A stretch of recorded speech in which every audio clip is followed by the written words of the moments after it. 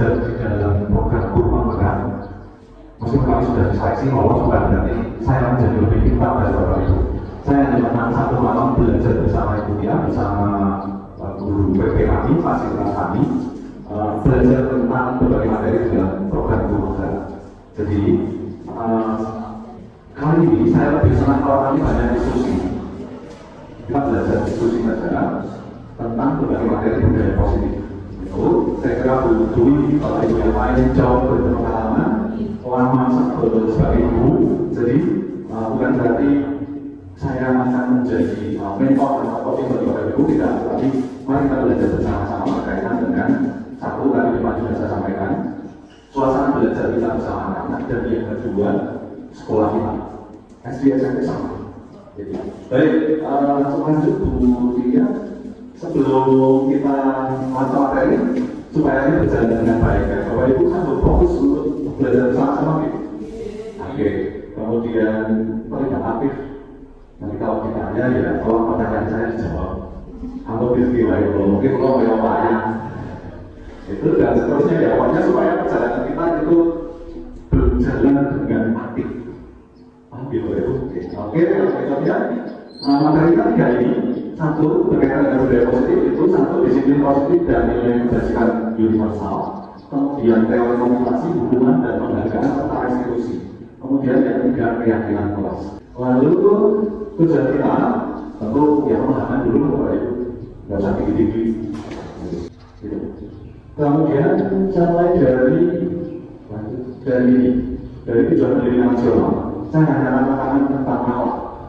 Salah satu tujuan pendidikan nasional kita ya teman dalam undang-undang sistem pendidikan nasional, ya kan? Di situ ada kata akhlak mulia.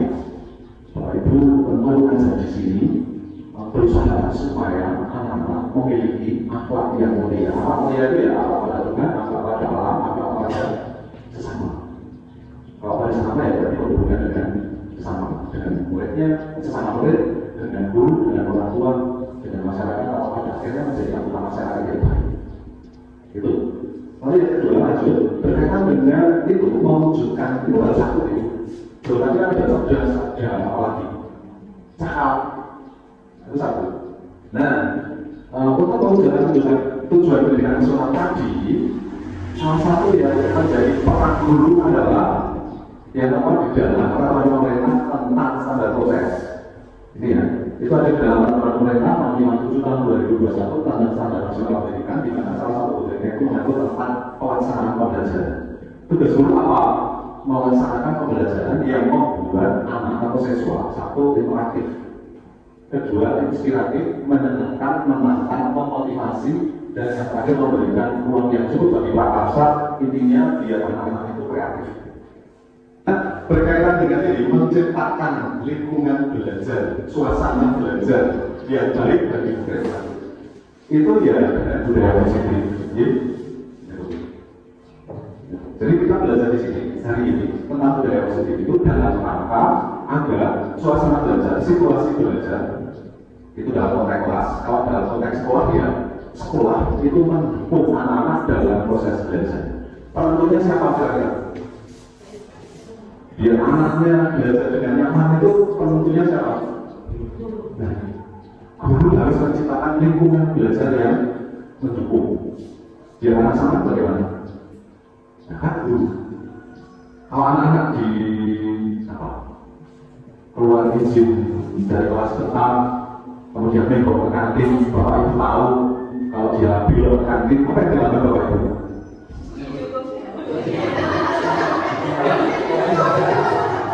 Jangan macam itu Bapak Ibu. Mari kita belajar bersama-sama yang sedang beri guru merah. Itu dalam rangka menciptakan lingkungan belajar yang positif. Jadi budaya positif itu menciptakan lingkungan belajar yang mendukung berpengaruh. Oke, lanjut. Jadi gambaran saja. Bapak Ibu melihat petani ya? Kayaknya petani biasa kegiatan petani itu loh. Maksud saya kegiatan semua menanam, menanam itu kegiatannya apa? Satu. Nah, satu itu mengolah tanah. Kedua, menyirami itu dalam rangka memelihara tanaman. memupuk, kemudian kalau ada gambar, nah, konsep pendidikan kegiatan di Loro, mendidik itu ibarat seorang petani, begitu. Mendidik itu ibarat seorang petani tadi yang memelihara tanaman, menanam tanaman, kemudian memelihara, kemudian menjaga agar dia tidak terganggu dari hama. Kalau ada gulma yang dibersihkan dari gulma dan seterusnya sampai akhirnya panen. Kalau ibarat guru itu adalah petani, ya guru itu petani, maka guru tadi satu tempat menanam tanaman itu adalah sekolah. Kemudian tugas guru harus menjaga murid-murid tanaman dan murid itu bebas dari hama, bebas dari gulma. Artinya guru harus menciptakan lingkungannya, tempat anak tadi belajar supaya dia tumbuh. Gitu. Ini yang menjadi konsep dasar munculnya kurikulum merdeka. Jadi tugas guru hanya bisa menuntut saja. Sama seperti petani. Kalau ada ulat, diambil ulatnya anak-anak. Ya, tugas kita itu. Nah, bagaimana kita berterima seperti itu nanti ada diskusi dan sebagainya. Nah, kita awalnya dari konsep pertama dulu. Lanjut. Nah, ini dulu Pak Ayo. Ini untuk masuk ke yang ada kenal. Karena Bapak Ibu situasi lingkungan sekolah kita bagaimana? Cukup mendukung anak-anak belajar? Sangat mendukung. Ya. Kalau perlu jawab, direnungkan saja Bapak. Sikap gurunya bagaimana?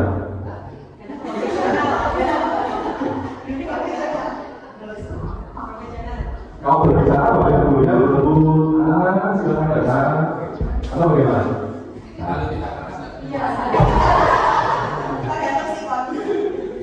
Ya ada kemas, ada lembut, begitu ya. Baik, kita terlihat. Lalu bagaimana guru bersikap pada murid?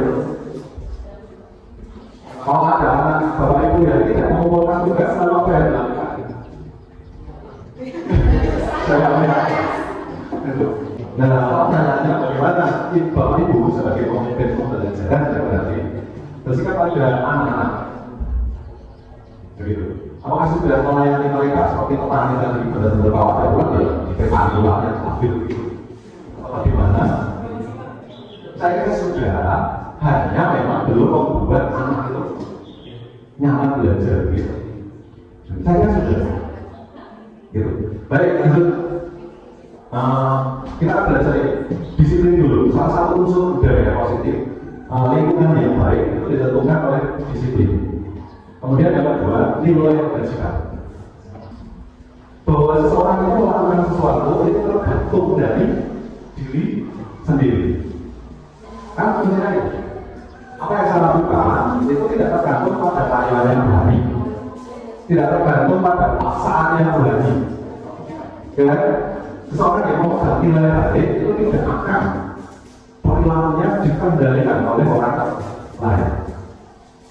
Usaha berani itu kan bentuk upaya untuk minimalisasi supaya orang lain berperilaku sesuai keinginan berani. Kalau seseorang tidak terpengaruh pada upaya-upaya seperti itu, ya mestinya orang itu punya kontrol diri, pengendalian. Kalau saya harus mempertahankan itu.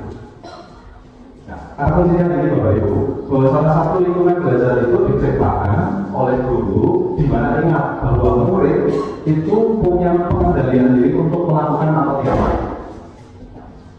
Jadi kalau misalnya tadi mungkin Bapak Ibu guru kan mengenal murid pergi izin ke belakang misalnya, kemudian belok ke kantin, kemudian dipanggil oleh salah satu Bapak Guru, kemudian dimarahi. Ada dua kemungkinan perilaku anak tadi kembali. Satu, dia kembali karena takut dimarahi. Yang kedua, apa? Memberontak.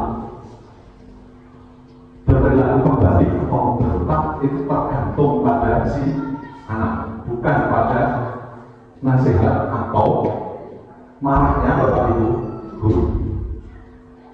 Itu. Nah, kita ke teori kontrol. Itu kita masuk ke teori kontrol ya. Tadi pembiasan diri. Kata kuncinya tadi, bahwa perilaku seseorang itu tergantung pada diri sendiri. Ya, sebelumnya. Ya, teori kontrol. Ilusi belum pengetahuan. Kalau Bapak Ibu berpikiran bahwa Bapak Ibu bisa mengendalikan anak-anak, itu sebenarnya sesuatu yang tidak mungkin. Itu yang pertama. Ilusi bahwa semua penguatan positif efektif dan bermanfaat, menasihati. Itu ternyata bukan sesuatu yang efektif kalau kita berharap anak-anak berperilaku positif juga. Gitu. Yang ketiga, ilusi bahwa kritik, sekali lagi kritik, dapat membuat orang merasa bersalah dan melupakan karakter. Yang ketiga, ilusi bahwa orang dewasa memiliki hak untuk memaksa. Kita kan guru, kita lebih dewasa dari anak-anak. Nah, ada anggapan, ada image bahwa seorang dewasa boleh mengendalikan perilaku orang yang lebih muda. Ternyata itu juga tidak benar. Lanjut. Nah, ini dapat perbandingan antara stimulus respon dan dari kontrol. Stimulus respon itu seperti yang dilakukan Pak Ahmad dan Bu Ani tadi. Bu Ani berharap kalau saya lakukan A, maka Pak Ahmad akan mengikuti apa yang diminta oleh Bu Ani. Itu stimulus respon. Jadi anak melakukan sesuatu itu karena apa? Itu stimulus respon. Pada dalam kontrol tidak begitu. Kata kuncinya adalah bahwa seorang anak itu akan berperilaku tertentu menurut anak tadi, di mana dia punya keyakinan nilai tertentu. Nah, nanti maka kita belajar. Nah, sekarang saya kontrol dan stimulus respon dulu. Yang pertama, kepada stimulus respon, realitas bahwa kebutuhan kita sama. Tadi kan sudah bersadar, partner punya apa berpoin, berarti juga bersadar punya.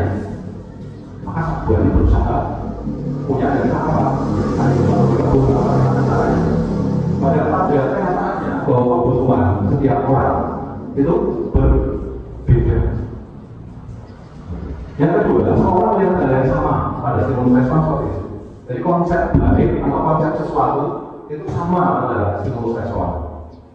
Saya beranggapan bahwa murid yang baik itu yang jujur, yang perilakunya halus, tutur katanya halus, itu konsepnya guru. Tetapi apakah semua murid begitu? Ternyata tidak. Gitu. Setiap orang memiliki gambaran yang berbeda. Kita perlu bahwa orang dapat pandangan sama dengan kita. Pada melalui kontrol tidak begitu. Setiap orang punya pandangan sendiri-sendiri, pandangan dunianya sendiri-sendiri. Seorang buta dan seorang yang bisa melihat konsep tentang seekor gajah akan berbeda. Nah, orang buta melihat gajah bagaimana? Tidak bisa. Maka dia hanya bisa memegang. Ketika dia memegang ekornya yang kecil panjang, maka si buta akan mengatakan, oh ternyata gajah itu agak panjang. Sementara si melihat mengatakan gajah itu besar. Nah, makanya seperti itu. Jadi yang saya contohkan kalau ekstrim ya, tetapi pada kenyataannya bahwa setiap anak punya pandangan berbeda.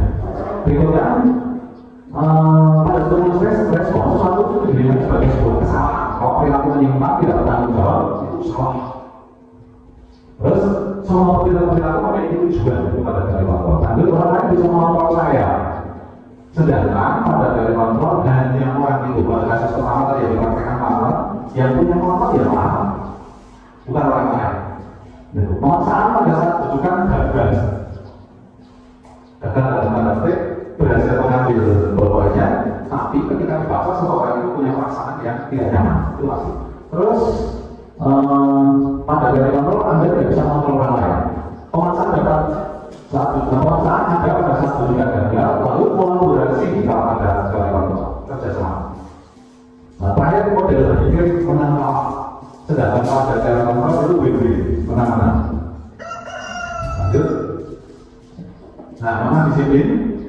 Menurut teori yang gajah di kontrol, mak jika itu jarwane orang mau pasang makan nanging ugo kuat kuoso aman diri beliau. Artinya mereka itu tidak hanya lepas dari pemerintahan, nah karena kuncinya itu, tetapi cakap membuat memerintah diri sendiri.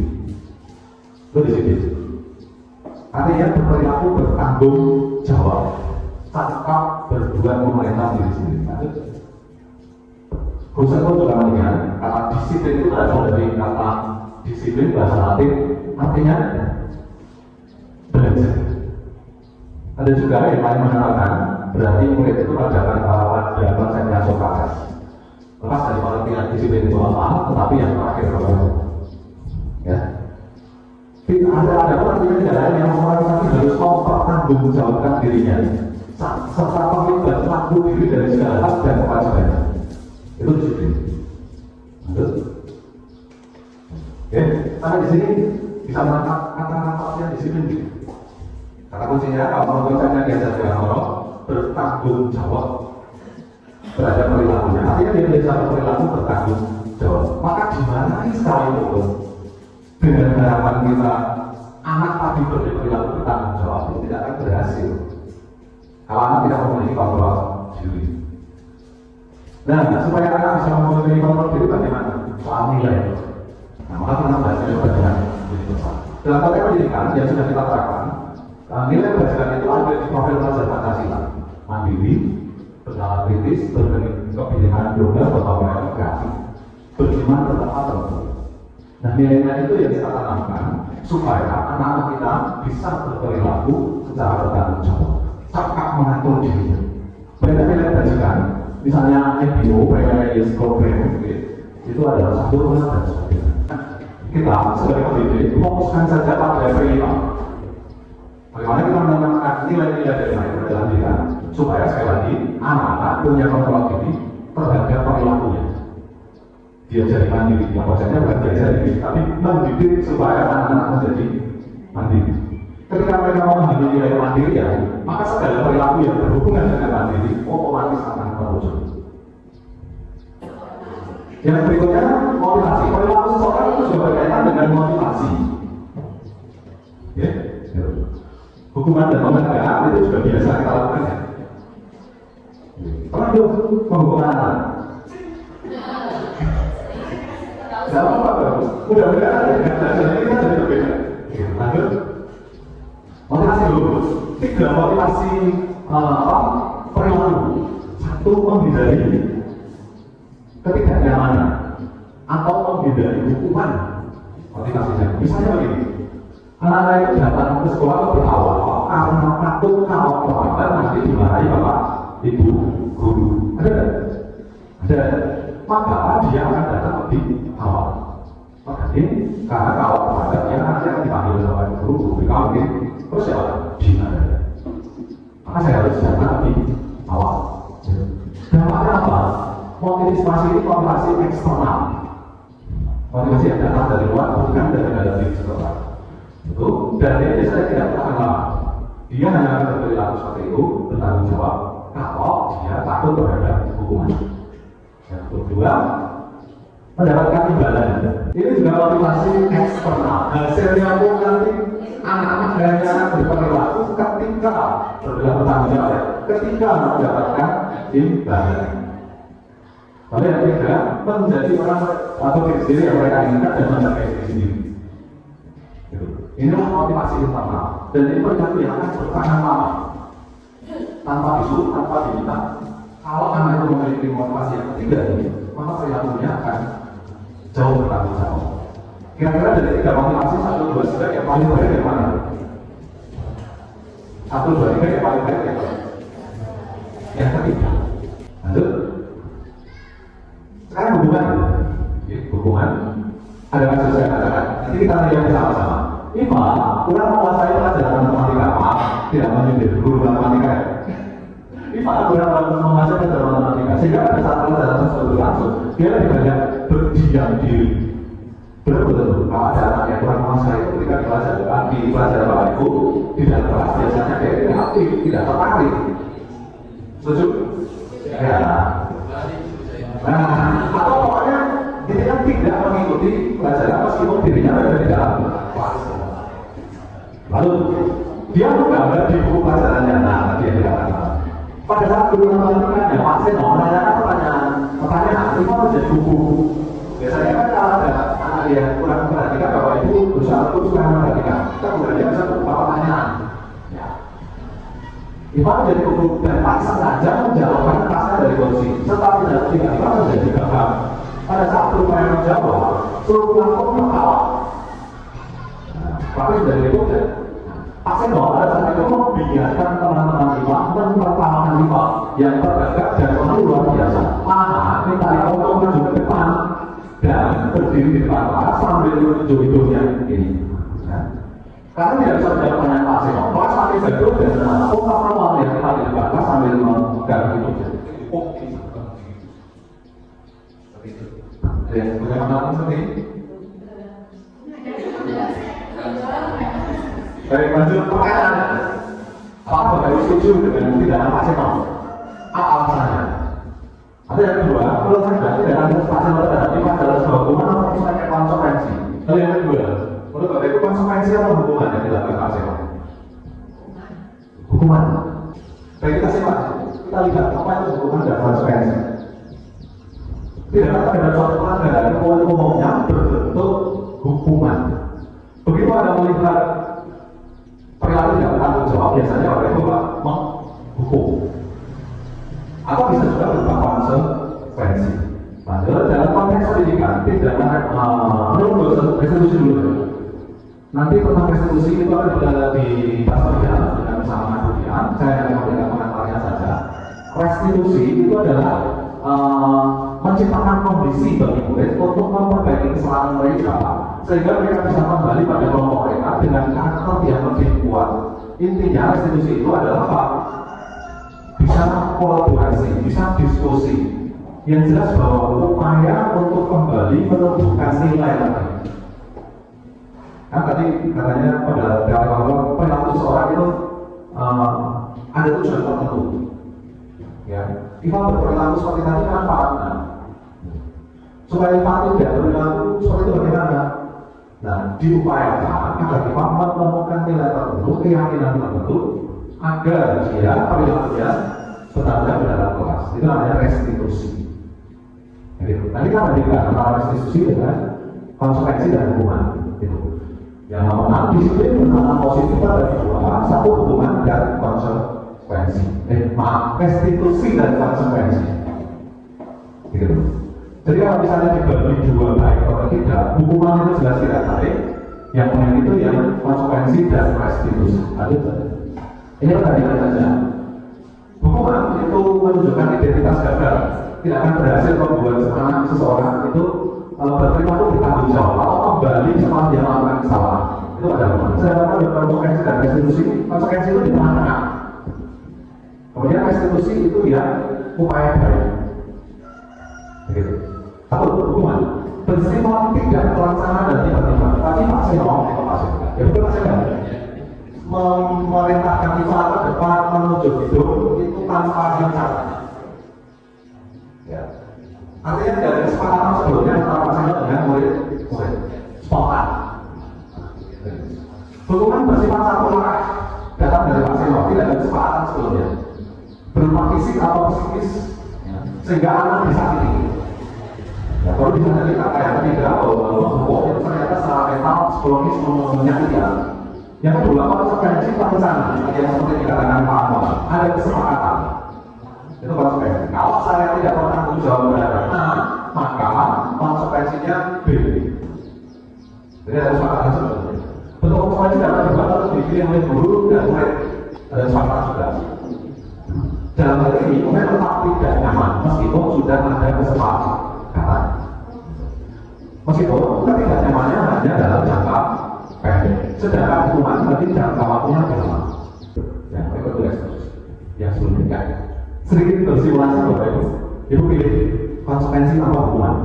Nomor satu, siapa pilih? Monggo dibaca, lalu tentukan itu hukuman atau restitusi. Satu, mencatat salah 100 kali dalam pengalaman.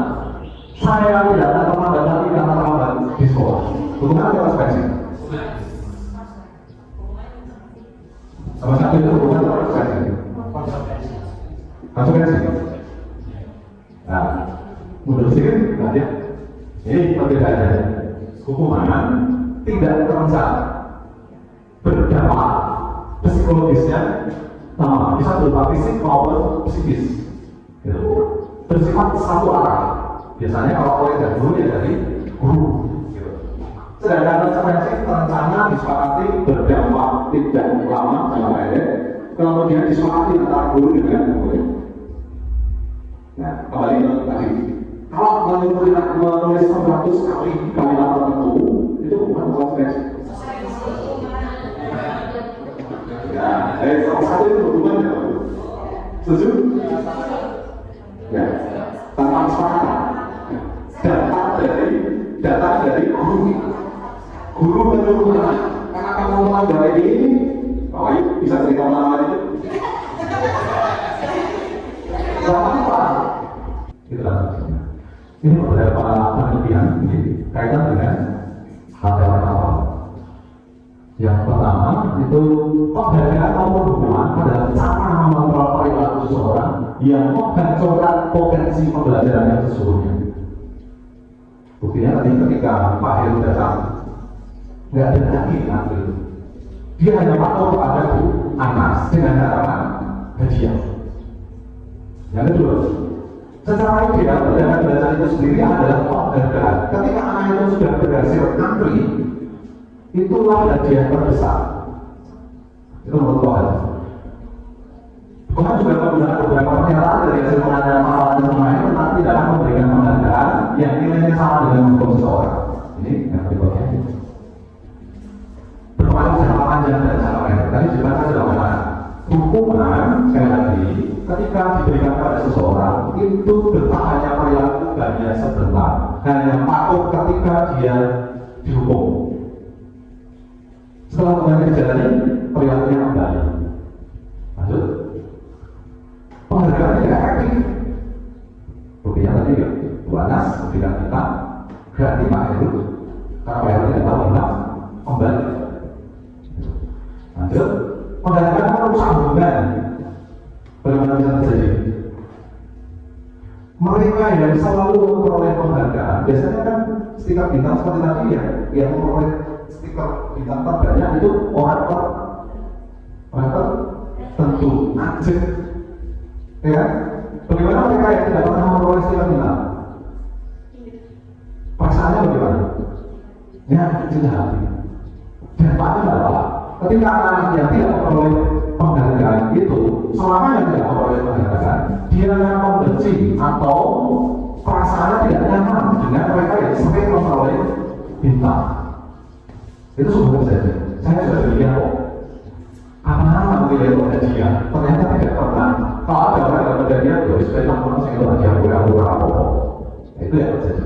Lanjut, penghargaan mengurangi kepalahan berdasarkan penelitian Kogan. Orang-orang yang memperoleh hadiah itu bekerjanya bagaimana? Tapi tidak berhasil. Karena motivasinya hadiah. Gitu. Yang sukses melakukan sesuatu dengan tepat justru yang tidak memperoleh hadiah, tetapi memegangnya. Lanjut. Penghargaan menurunkan kualitas. Setuju Bapak Ibu? Karena orang yang berperilaku tertentu karena motivasinya hadiah tadi, sehingga apa? Ya perilakunya harapannya hadiah terus. Kalau tidak ada hadiah, tidak ada penghargaan. Lanjut. Penghargaan melalui kreativitas, tidak membuat kreatif. Setuju Bapak Ibu? Ya, lanjut. Penghargaan menghukum itu sama dengan tadi. Kalau saya katakan ada hukum bagaimana? Bahkan mungkin bagi mereka yang tidak pernah mendapatkan hukuman hadiah, itu akan berupaya. Namanya upaya itu kan bisa baik bisa buruk ya. Dia akan berupaya bagaimana caranya agar memperoleh penghargaan meskipun dengan cara yang tidak bertanggung jawab. Ini lebih berbahaya. Nah, yang paling baik ya, motivasi dari dalam atau motivasi intrinsik tadi ya, motivasi ketiga berpegang pada nilai. Lanjut. Nah, terakhir dari nafas, ini bagaimana membuat dari nafas, dari nafas itu apa? Kita kembali dengan nilai. Bagaimana supaya nilai tadi kan saya tanya bagaimana bukan nilai? Nah, salah satunya dengan keyakinan jelas. Maka bukan peraturan, kok keyakinan? Tadi kan kaitan dengan satu motivasi intrinsik, yang kedua nilai yang dipegang, nilai yang harus tumbuh. Nilai bukan angka ya, tapi sesuatu yang dihargai, hal yang dihargai itu. Karena adalah nilai kebajikan universal yang disepakati secara tersirat dan tersurat lepas dari latar belakang suku, agama, ras, bahasa maupun agama. Misalnya tadi dalam garis topik. Nah, ya, topik itu yang harus ditanamkan. Caranya bagaimana? Dengan keyakinan kelas. Dua, menekankan pada keyakinan seseorang akan lebih memotivasi seorang dan atau memotivasi Inggris. Ketiga, murid perlu mendengarkan dan memahami sesungguhnya tentang aturan yang diberikan. Kita tahunya peraturan sudah ada, tapi nilai apa yang ada di balik peraturan itu hampir tidak pernah terpikirkan. Yang penting lawannya aturannya yang pasti kita menjalankan peraturan. Tetapi nilai apa yang ingin ditumbuhkan dari peraturan itu tidak pernah terpikirkan. Contohnya tadi, ada peraturan datang tidak boleh terlambat. Di balik itu sebenarnya apa? Nilai apa yang ingin ditanamkan pada anak-anak? Apakah dari kita? Mengapa kita tidak boleh terlambat? Mungkin tanggung jawab, ya kan? Atau yang lain-lain. Terus tahapan penciptaan program kebajikan. Kita lihat daftar kebajikan tadi. Kalau kita lihat paling gampang ya pokoknya baca Pancasila. Apa yang lain Pak? Monggo yang mau ditanamkan pada anak-anak. Lalu setelah itu tentukan nilai kebajikan. Pilih satu atau dua nilai kebajikan yang kita. Lalu tukar pendapat, diskusi. Sempurnakan beberapa data tadi, nilai-nilai kebajikannya, ya. Lalu buat data nilai keyakinan kelas tadi, jika perlu ditangkal buat poster apa yang tidak dengan maksud apa? Mudah dilihat sehingga gampang teringat. Ya. Terus ini contohnya nomor 1, secara harus perlu belajar, ya kan? Ini contoh keyakinan kelas ya. Contoh. Berikutnya yang maksimal bersifat positif. Maksimal itu sudah punya pemikiran lebih, sehingga dia tidak bisa berperilaku lebih tinggi dari anak-anak kelas 1. Bisa membayangkan memikirkan nilai yang lebih baik. Tingkatannya lebih berbeda. Lanjut, kelas 7 bulan nilai bulan. Ya. Kemudian bekerja, maka kalimatnya berbeda dengan anak-anak di kelas 1, kelas 5. Kalau kelas SMP itu sudah berupa kalimat. Kami meyakini bahwa sangat penting untuk menghargai, menghormati semua orang dan bahkan milik orang lain. Itu berkaitan dengan nilai orang. Bekerja atau yang lainnya diterima. Lanjut. Nah ini contohnya hormat yang tamat tapi datang tepat waktu. Itu menghormati waktu. Menyapa dan lulus yang hari. Itu juga nilai hormat. Mengembalikan barang, mengembalikan kelihatan. Menyapa kelihatan. Yang tidak tamat seperti orang sering hadir terlambat. Takjub pada teman, tidak mengembalikan barang. Kalau ini kita dengar, yuk sama saya bantu, atau kita bisa selesaikan bersama. Terima kasih. Kata-kata terima kasih. Boleh saya kerja? Apa terlihat? Bagaimana terhadap perasaan orang lain, memegang barang milik orang lain. Yang terlihat itu tersenyum ramah dan baik. Lanjut.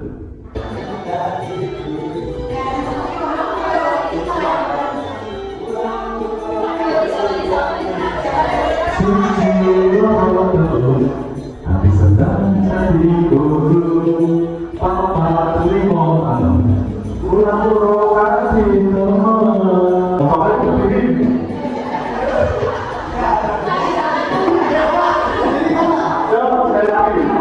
Cinta berlalu, sana jadi guru, papa terima alam, yang bukan kita banyak itu lalu sama, yang bukan pada sempurna, sebelum dikenal, yang berkawin mesti sakit. Apa iya tenang, apa tenang, iya apa iya, apa tenang, iya tenang, tapi duduk ya, terima kasih kepada Pak Joko, luar biasa sekali pemahaman yang sudah disampaikan oleh Pak Joko. Sekarang giliran saya ya.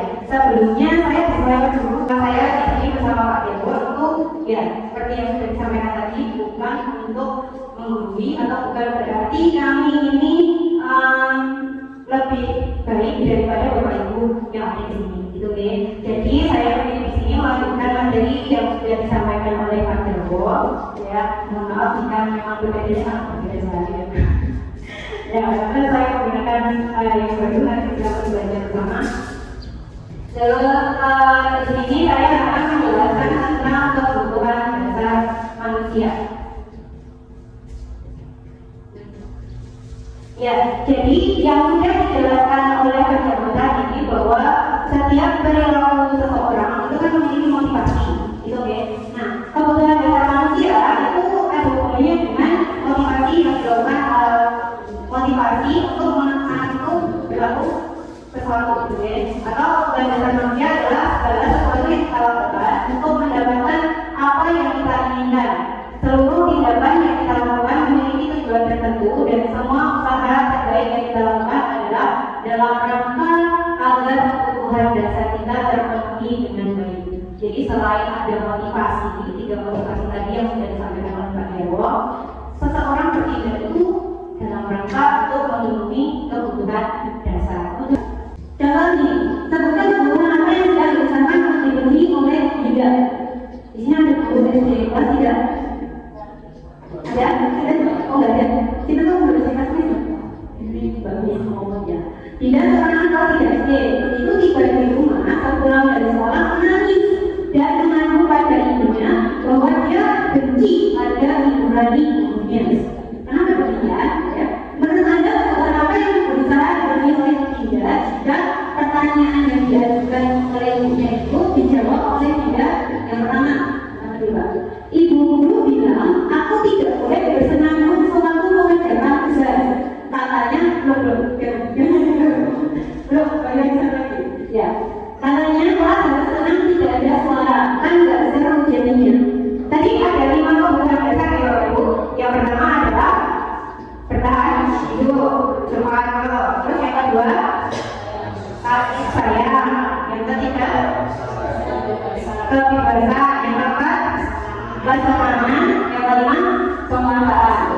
Terus kalau jawaban Rani yang ini, nah kira-kira kebutuhan apa yang dia tidak terpenuhi? Katanya kelas harus tenang dan tidak ada suara, kan bisa menjadinya. Nah, anak, jadi kesenangannya tidak terpenuhi seperti itu. Terus kalau jawabannya kedua, ibu guru tidak menyapa aku hari ini, padahal aku kan pakai jepit rambut baru. Kasih sayang atau perhatian, oke?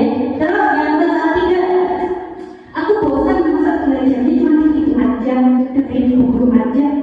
Kira-kira kebutuhan apa yang belum terpenuhi? Apa bu? Jadi masih ada kebebasan. Ya, kebebasan. Terus yang terakhir, yang keempat, aku kabarku tidak rapi, malah ibu guru seperti ke teman-temanku di depan kelas. Kemudian apa yang tidak terpenuhi? Apa Pak? Penguasaan. Ya, kita belajar dulu tentang posisi kontrol guru. Oke, posisi kontrol guru antara lain ada 5 menurut Jerry Wilson. Jadi hari itu kita belajar bukunya Jerry Wilson sama siapa lagi Pak? William Wilson itu ya. Ya, yang pertama posisi kontrol itu ada sebagai umum. Seorang penghukum bisa menggunakan hukuman fisik ataupun verbal. Yang kedua, membuat merasa bersalah. Pada posisi ini biasanya juga akan bersuara lebih lembut. Jadi anak itu gimana ya? Kita itu kalau penghukum jelas ya, tadi kamu harus seperti ini, kamu harus seperti ini. Kalau kamu tidak mengikuti perkataan saya, kamu gimana gitu ya? Beri hukuman. Kalau membuat rasa bersalah itu biasanya manipulatif kalau orang Islam ya. Jadi anak-anak sekarang disebutnya adalah ibunya manipulatif, jadi membuat anak itu merasa bersalah. Jadi dia melakukannya bukan karena dirinya sendiri, tapi karena sakit hati. Itu membuat rasa bersalah. Kalau benar, seperti ini, kalau benar ya, guru pada posisi ini tidak akan menyakiti murid, namun akan tetap berupaya mengontrol murid melalui persuasi. Mereka mengaku itu contohnya gitu ya. Terus pemantau, kalau pemantau itu mengawasi. Pada saat kita mengawasi, kita bertanggung jawab atas perilaku orang yang kita awasi. Biasanya kalau pemantau itu satu paket sama konsekuensi, memberi konsekuensi. Orang yang memantau biasanya ini peraturannya apa?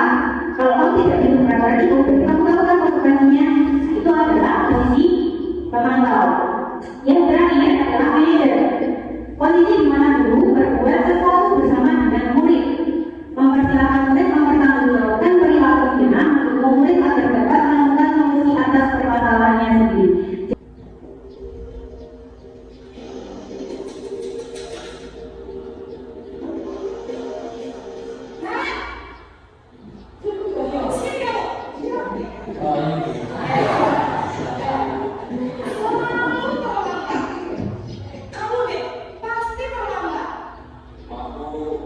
Apa coba?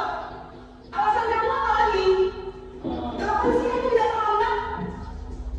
Malas sekali ya kamu jadi anak. Dasar pemalas. Gak kapok sih kamu. Sudah berapa kali terlambat? Sana, kamu pilih lapangan basket 2 kali. Kenapa? Kamu melawan ibu. Berani-beraninya jawab. Sudah terlambat, masih berani jawab pula.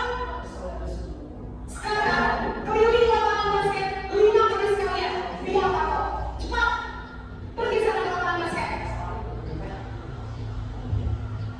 Ya, kira-kira posisi gundulnya di mana nih? Tadi kan ada 5 kan? Menghukum. Nah, dampak pada muridnya itu kalau menghukum mengulangi kesalahan berulang kali, perilakunya menjadi agresif. Agresif itu tidak bisa diatur karena kan tidak sama anak, ada pemerintah juga. Terus rendah diri, merasa gagal dan tidak berharga, itu kalau membuat merasa bersalah. Kalau senang itu nanti dampak pada murid kan gantung. Terus tidak berdiri, tidak bisa memutuskan atas dirinya sendiri. Kalau memantau itu dia menitik beratkan pada dampak pada diri sendiri, mendapat hadiah atau mendapat teman. Kalau manajer itu lebih ke mengevaluasi diri bagaimana menjadi diri yang lebih baik. Ya, untuk hasilnya, maka itu dampak dan hasilnya dari murid itu nanti yang pertama kalau pemburu itu memberontak sebagai diam, makanya sampai teringat kita di masa pernah dihukum gitu ya. Karena itu hasilnya dia memberontak, dia tidak gampang melakukan lain. Saya di sini meyakini bahwa memang yang paling ideal adalah guru itu sebagai manajer. Karena ya rasakan sendiri percuma kita marah-marah, kita menghukum berkali-kali dihukum, tapi tetap boleh berjalan. Bangga Kaisa dikandani itu kan mungkin ini saatnya kita berubah ya, saatnya kita memperbaiki diri bagaimana kita bisa menjadi manajer bagi anak-anak. Pada saat posisi manajer kita mempertanyakan perbuatan anak itu kita lakukan dengan segitiga restitusi. Segitiga restitusi itu seperti apa? Dan pertanyaan-pertanyaan seperti apa yang membuat kita itu nanti bisa menumbuhkan nilai-nilai dan kesadaran diri di dalam diri murid. Nah, segitiga restitusi tadi sudah disinggung sedikit oleh Pak Jarwo bahwa proses menciptakan kondisi bagi murid untuk memperbaiki kesalahan mereka sehingga mereka bisa kembali pada kelompok mereka dengan karakter yang lebih kuat. Restitusi merupakan suatu proses dialog. Jadi kita ngobrol sama anak dua arah ya, Bapak Ibu, bukan hanya satu arah gitu. Jadi menghasilkan murid yang mandiri dan bertanggung jawab. 3 langkahnya, yang pertama menstabilkan identitas, yang kedua validasi tindakan yang salah, yang ketiga adalah menanyakan keyakinan. Ya, gampang penerapan segitiga restitusi. Yang pertama keyakinan kelas dulu. Jadi sebenarnya disiplin positif ini itu ada di PMM.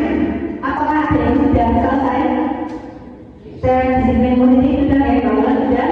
Ada yang masih kurang tinggal menyelesaikan aksi nyata. Ya, ini salah satu aksi nyata yang saya buat dan terapkan. Jadi mendapatkan sertifikat.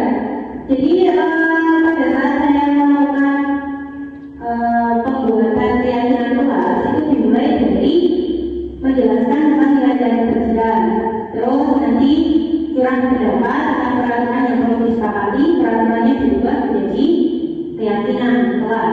Oke, mencatat semua masukan murid, memandu menyusun keyakinan kelas yang membuat nilai-nilai kebijakan universal. Terus menyusun, dan ini sudah diajarkan di kelas 7B. Nah, seperti ini. Terus setelah itu tinggal ditambahi umpan balik dari siswa, maka akan menjadi aksi nyata disiplin positif di PNR. Jadi sudah terapprove ya, sesuai sertifikatnya sudah keluar. Dan lanjut kita sedang melakukan videonya Pak, balik ke tadi ke PowerPoint-nya. Nah, di dalam segitiga itu sih saya bisa contohin apa yang sudah kemarin saya lakukan.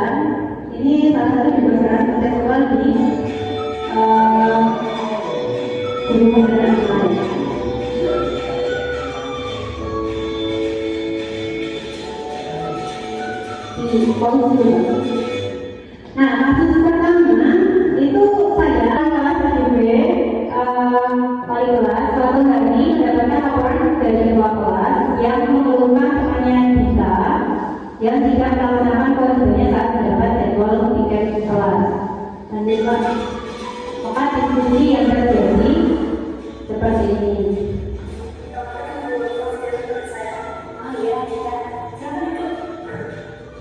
Mohon maaf ya, bukan artis terkenal jadi tidak bisa.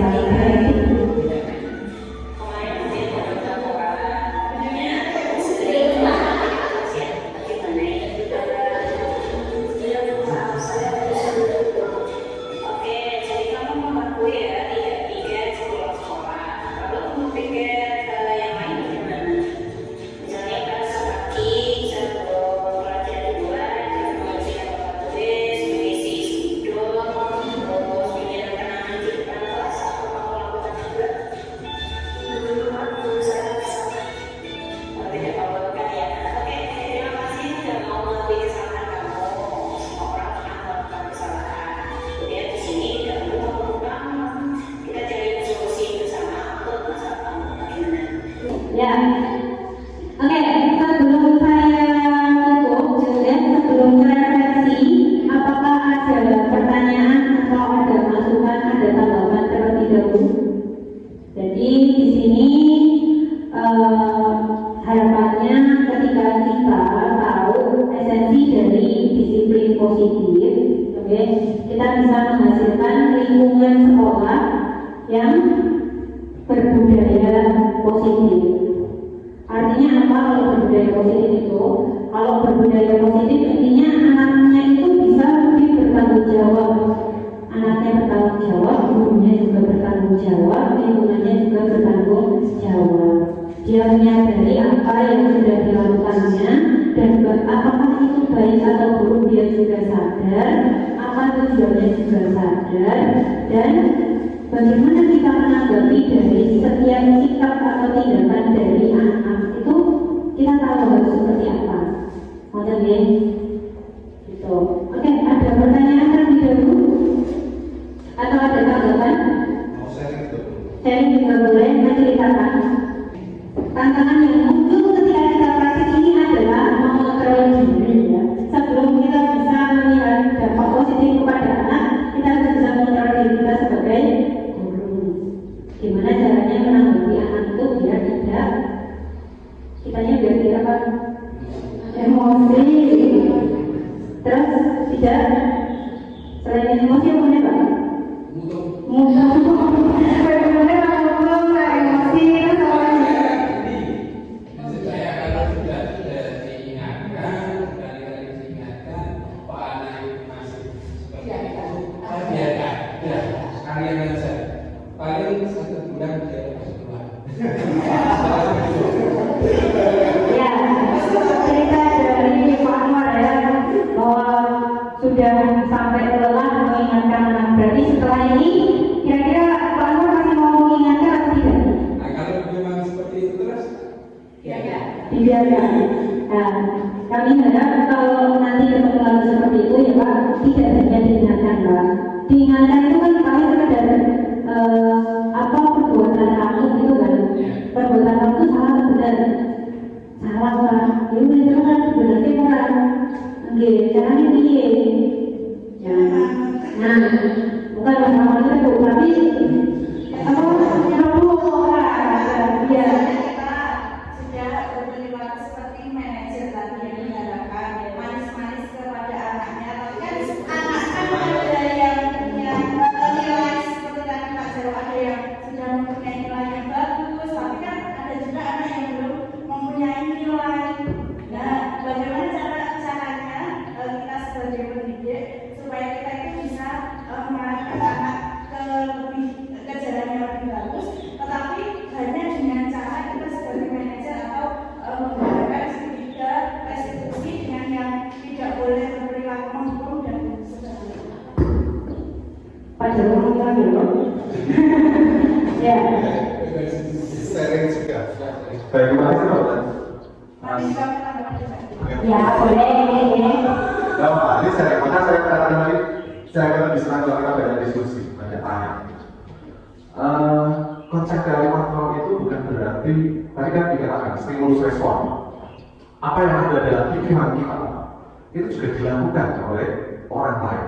Kalau dalam konteks pendidikan berarti apa yang dilakukan guru atau bayangan ideal guru itu diterapkan atau ada di dalam perilaku murid.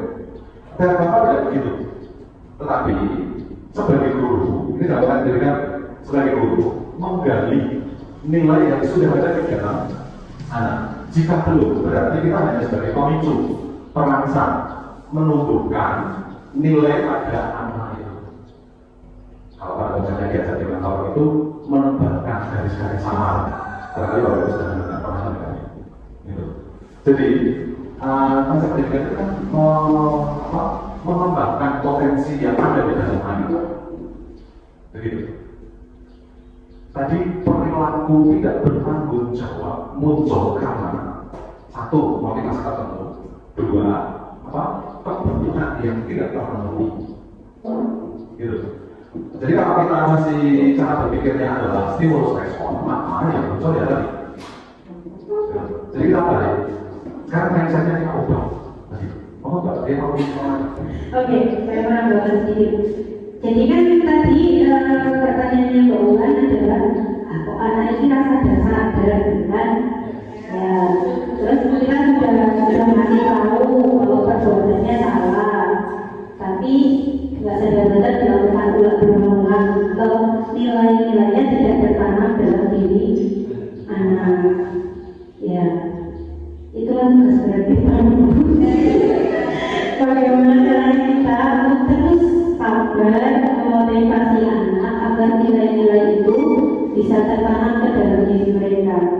Yo, intinya seperti ini. Kita itu kan sama manusia ya. Tadi kita sudah picu dengan misalnya kamu mau jadi orang seperti apa sih besok besar cita-cita itu apa? Untuk bisa jadi seperti itu. Ya, untuk bisa seperti itu apa yang harus kamu lakukan? Jadi kita balik dulu. Berarti kita adalah menggali kesadaran diri anak. Dan itu tugas berat kita di sekolah. Dan sebenarnya adalah tugas berat bapak ibunya mereka di rumah. Jadi kalau misalnya kita sudah memaksimalkan usaha kita menanamkan nilai-nilai baik pada anak, menyadarkan diri mereka perbuatannya itu salah untuk memenuhi kebutuhan misalnya kesenangan, bisa nggak kesenangannya dengan cara yang lain yang lebih positif, misalnya jangan yang bolos lah, misalnya kesenangannya dengan cara yang lain, misalnya minta pelajaran hari ini kita ada mainnya atau jalan-jalan misalnya, itu kan untuk memenuhi kebutuhan kesenangan dan kebebasan ya, dengan pembelajaran yang bervariasi. Nah, misalnya itu masih juga belum berhasil dan kita sudah berusaha secara kontinu selama masa mereka sudah sekolah dan itu masih juga belum berhasil, ya sudah bola-bola gitu ya. Dan itu nggak boleh dengan cara yang seperti hukuman, Oke. sebagai teman. Iya, untuk ya, sebenarnya gini Bu, itu kan tadi saya mengucapkan saya jelaskan bahwa posisi kontrol guru itu bertahap ya, dari penghukum, terus membuat rasa bersalah, terus setelah itu teman, pemantau, dan manajer. Nah, kalau misalnya kita sudah berusaha untuk manajer, tergantung kasusnya sebenarnya ya. Kalau di manajer itu ternyata anak tidak bisa mengungkapkan dia misalnya mau jadi apa, caranya seperti apa buat menjadi seperti itu. Jadi kita tahu cita-cita mau apa? Dari kepikiran Bu, biasanya gitu kan? Cita-cita mau dari kepikiran Bu, nggak sebenarnya kan dari kepikiran mau. Terus gimana kalau seperti itu? Kan kita kan mau menggali nilai yang ada di dalam diri itu susah. Kalau anak aja tidak kepikiran dirinya mau jadi apa? Kan kita gini Bu, apa yang kita lakukan sekarang itu kan akan menentukan masa depan ya. Apa yang kita lakukan sekarang itu akan menentukan masa depan. Begitu juga dengan anak. Apa yang dilakukan anak sekarang itu akan menentukan masa depan mereka.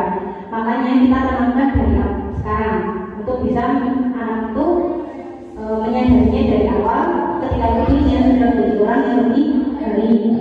Ibaratnya kalau saya semua mereka, nah, jadi kalau misalnya anak ada belum bisa menyadari dirinya sendiri mau jadi apa, berarti otomatis kan ibaratnya cuma dua itu, ya, yang ketiga nggak bisa ada, maka kita bisa turun ke posisi pemantau.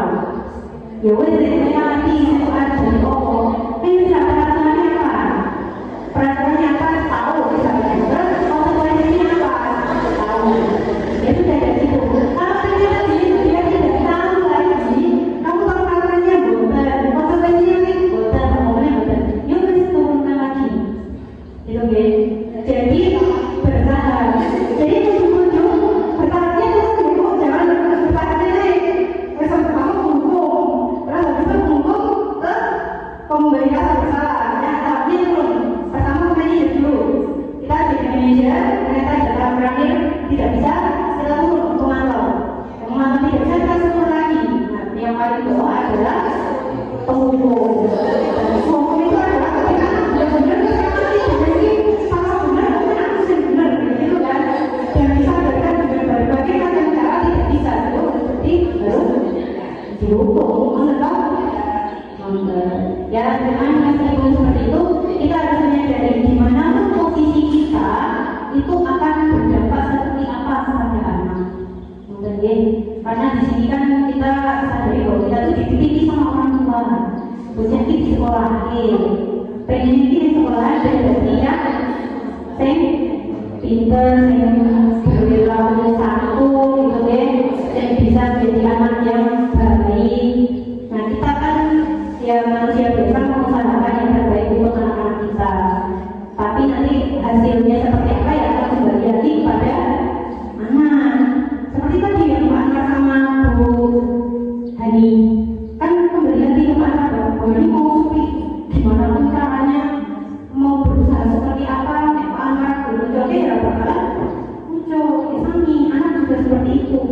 Mau bagaimana pun kita mau posisi penghukum sampai manajer anaknya itu tidak sadar, tidak bisa, tidak ada kemauan itu tidak akan jadi begitu. Ada lagi? Sudah ada? Saya sudah riuh-riuh ya. Ya, yang terakhir adalah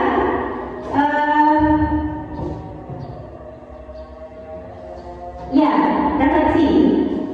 Salah satu pembiasaan yang sedang kami tuju, saya dan Pak Jawa adalah terbiasa untuk merefleksi diri. Tujuannya apa? Tentu kalau merefleksi itu tujuannya apa Bapak Ibu? Kenapa kita harus bisa merefleksi diri? Tujuannya apa? Oh, pengen ya refleksi, mengingat dan memperbaiki. Refleksi itu adalah salah satu dokumen, gitu ya, atau rencana di dalam kita. Jadi kita merefleksikan apa yang sudah terjadi dan apa yang akan kita lakukan selanjutnya. Oke, refleksi dari ini namanya 4P, peristiwa, perasaan, pembelajaran, dan penerapan ke depan sebenarnya. Oke, saya minta salah satu untuk merefleksikan diri. Ada yang mau menjadi volunteer? Jadi yang momen yang paling penting di sini menanamkan pencerahan bagi saya, yaitu pembelajaran antara ini yaitu apa itu? Ya, yaitu tentang mencurahkan ide-ide. Hal yang saya pahami dari hasil belajar adalah bagaimana kita mengeluarkan ide kita agar anak mau di sini meneruskan cita-citanya.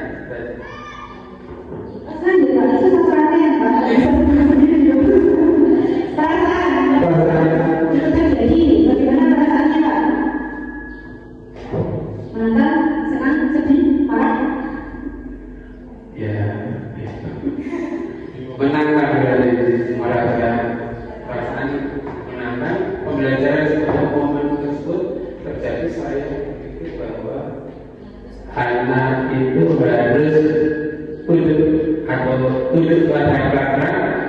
Sekarang saya berpikir bahwa tetap harus tunduk. Ya, Penerapan kedepannya yaitu memberikan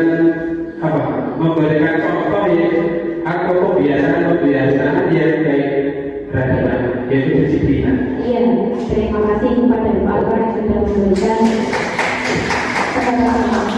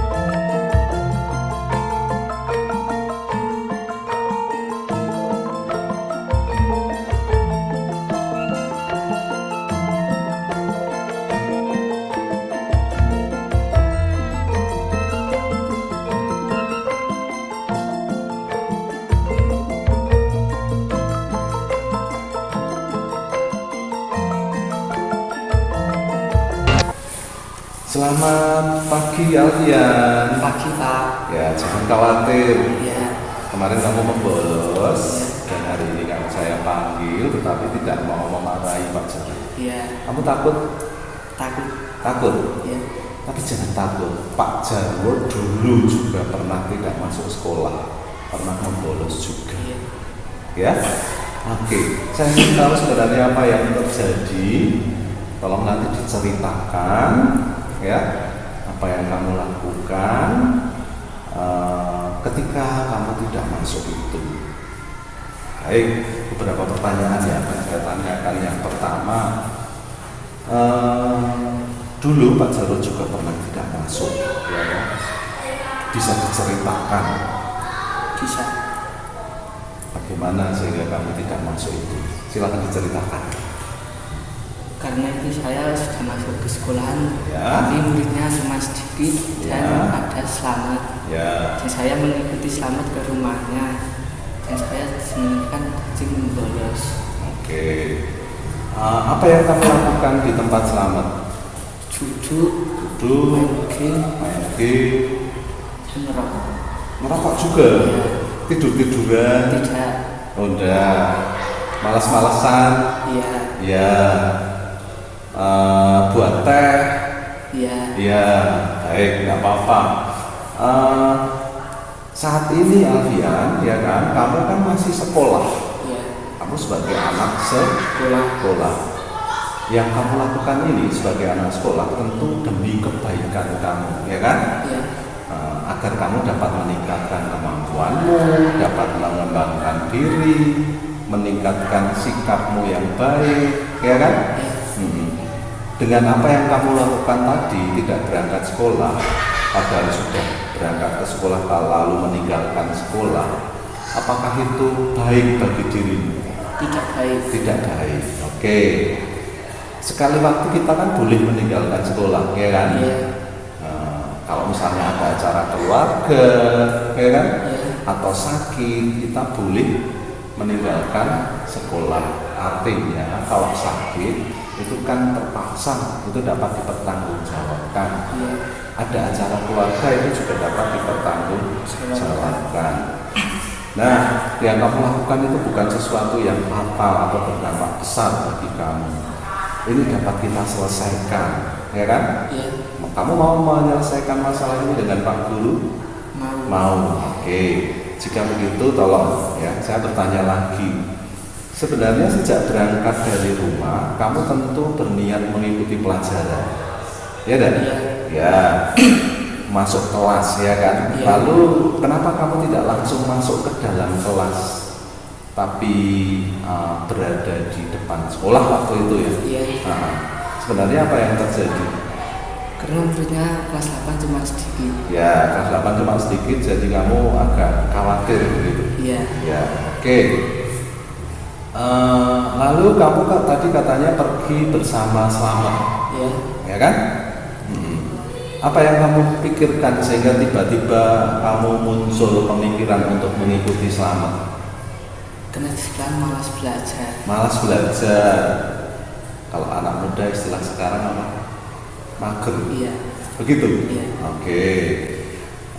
Selamat itu kan sudah tidak bersekolah ya kan? Iya. Sementara di rumahnya kosong, tidak ada orang. Ya, kamu mengikuti dia meninggalkan sekolah. Iya. Iya. Apakah ini merugikan dirimu atau tidak? Merugikan. Oh, merugikan. Harusnya kamu di sekolah belajar, Iya. tapi malah di tempat selamat. Berarti kan kamu nggak masuk. Iya. Kamu kan rugi. Iya. Ya. Menurutmu membolos itu mengecewakan orang tua enggak? Mengecewakan. Mengecewakan siapa lagi? Orang tua dan bapak ibu guru. Oh, guru juga kecewa, Iya. bapak ibu guru juga Kecewa. kecewa. Apakah tidak masuk sekolah tanpa izin itu melanggar aturan? Melanggar. Melanggar, oke. Apakah kamu tahu bahwa kalau tidak masuk, misalnya sakit, harus ada izin? Iya. Ya. Izin dari dokter. Ya, kalau misalnya kegiatan keluarga, Izin ke izin. kepada bapak. Ya. Orang tua. Mhm. Mengizinkan kepada bapak ibu guru. Ya, dengan apa? Mengirim apa? Surat. Surat. Nah, suratnya nanti yang buat siapa? Orang Tua. orang tua. Oke, baik. Kalau misalnya kamu ikut kelompok jatilan begitu, ada tidak di tempatmu? Ada. Ada. Kamu ikut? Enggak. Oh enggak. Atau kelompok kegiatan lain lembaga tertentu, ada enggak? Enggak ada. Enggak ada. Adanya kesenian itu. Iya. Kadang kamu ikut pentas? Enggak. Oh enggak juga. Baik. Nah, nanti kalau misalnya kamu ikut, ya kan? Iya. Terus kelompok itu mau pentas, Iya. apalagi jam sekolah. Nah, nanti ketika kamu harus meninggalkan sekolah karena mengikuti kegiatan itu, berarti lembaga itu, kelompok kesenian itu yang harus mengizinkan. Oke, baik. Kalau kamu sudah menyadari apa yang kamu lakukan, itu sebenarnya tidak boleh. Nah, saya ingin tahu bagaimana kita memperbaikinya. Nanti diskusikan dengan Pak Jarwo, apa yang harus kita lakukan. Ya kan? Iya. Nah, tadi kamu mengatakan bahwa tidak masuk sekolah tanpa izin atau membolos itu mengecewakan orang tua. Iya. Ya, kalau begitu supaya orang tua tidak kecewa, apa yang harus kamu lakukan? Tidak membolos. Tidak membolos. Supaya tidak kecewa, minta apa? Minta maaf. Minta maaf. Ya kan? Iya. Pak guru juga kecewa. Sama minta maaf kepada bapak ibu guru. Ya, oke. Kamu kan ke sekolah pagi-pagi sebenarnya mau belajar. Nah, yang kamu inginkan keadaan yang baik belajar di sekolah itu yang bagaimana? Sering membolos atau selalu masuk? Selalu masuk. Selalu masuk. Ikut pelajaran terus Iya. di sekolah. Baik. Jika suatu saat kamu terpaksa harus tidak masuk sekolah, ya kan? Iya. Apa yang harus kamu lakukan? Izin. Izin dengan mengirim Surat. ya, supaya sekolah tahu bahwa kamu tidak masuk Sekolah. ya. Artinya kegiatan kamu dapat dipertanggungjawabkan, ya kan? Iya. Baik, kita sudah berdiskusi tentang hal ini, Iya. tentang kegiatan membolos ini. Kita sudah membicarakan upaya supaya kamu tidak membolos lagi, supaya tidak merugikan diri kamu. Mudah-mudahan ke depan ini tidak terulang. Iya. Ya, baik. Bisa disampaikan ke Pak Jarwo perasaanmu bagaimana? Takut nggak? Takut. Ketika sudah dibicarakan ini, kamu tetap merasa takut? Iya. Merasa menyesal. Oh iya, merasa menyesal. Artinya setelah kita membicarakan jalan keluar, tadi kan kamu sudah minta maaf ke orang tua, Iya. minta maaf pada guru. Iya. Kamu masih merasa takut? Takut. Kenapa takut? Ayo, kan Pak Guru tidak marah. Iya. Nah, tapi kok masih merasa takut? Kamu mestinya menemukan jalan keluar, ya kan? Iya. Sehingga kamu besok tidak mengulangi lagi. Iya. Kamu menemukan hal positif bahwa kamu harus masuk ke sekolah terus. Iya. Iya. Kalau begitu masih merasa takut enggak? Enggak. Oh enggak. Perasaanmu sekarang jadi lebih enak? Enak. Ya, bisa disampaikan dalam satu kalimat perasaan. Bisa. Gimana perasaanmu sekarang? Sangat menyesal karena belum lulus. Ya, setelah tahu jalan keluarnya, perasaanmu bagaimana? Lega. Baik. Terima kasih Alfian sudah berdiskusi dengan Pak Jarwo. Mudah-mudahan kamu lebih baik, lebih berkembang, lebih pinter, tidak mengecewakan orang tua. Kamu boleh kembali ke kelas. Terima kasih.